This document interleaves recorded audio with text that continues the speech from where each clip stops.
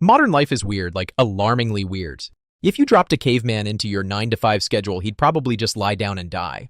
We wake up to an alarm that feels less like a tool and more like a personal attack on the soul. Then we chug coffee like it's a prescription drug because sleeping 8 hours is now considered a luxury, not a necessity. We stumble into our daily routines, throw on some clothes that pass as office casual, and head out into traffic boxed into our little personal bubbles of metal and frustration.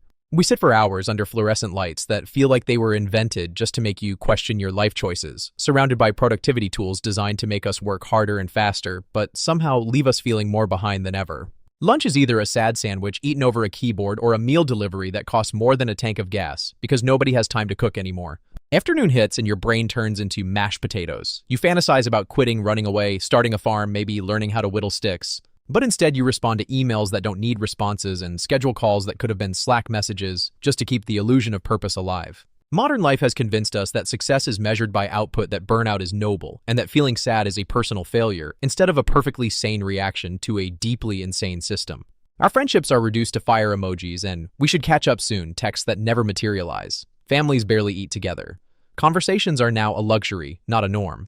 We've replaced shared silence with background noise, replaced eye contact with likes, and when it all feels too heavy instead of rest, we're told to practice gratitude and do yoga on an app made by a corporation trying to sell us more yoga mats. Touching grass now feels like a radical act. We've engineered comfort to the point of disconnection. Everything is convenient, but nothing feels real. We don't even get bored anymore, which used to be the birthplace of creativity. Instead, we just scroll endlessly and aimlessly, hoping the next video, the next post, the next whatever might finally scratch the existential itch. But it never does, because what we're really craving isn't entertainment. It's purpose, connection, and peace. But those things aren't profitable, so they get buried under algorithms and advertisements. We're told to be constantly improving, constantly grinding, constantly monetizing every hobby and side interest. Because if you're not producing, what are you even doing? Hobbies have become side hustles. Passions have become portfolios. Even sleep is now a competition. We wear stress like a badge of honor, confuse busyness with importance, and wonder why we're all mentally unraveling while pretending everything is fine.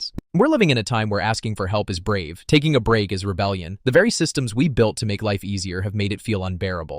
We have everything: running water, food delivery, music on demand, answers to every question ever asked, and yet we feel emptier than ever. Because none of those things replace meaning or love or just the basic human need to feel seen and safe and okay. Modern life has created a world where it's easier to buy followers than make a friend, easier to Google symptoms than talk to a doctor, easier to binge shows about happiness than experience it.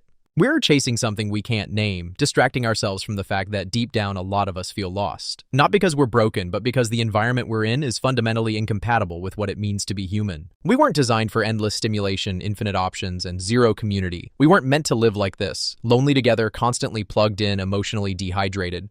And maybe the real measure of mental health isn't how well we function in this madness, but how much we notice that it's madness at all. Because noticing is the first step toward change. Not the kind of change you can buy or download, but the kind where you reclaim your attention, your time, your life.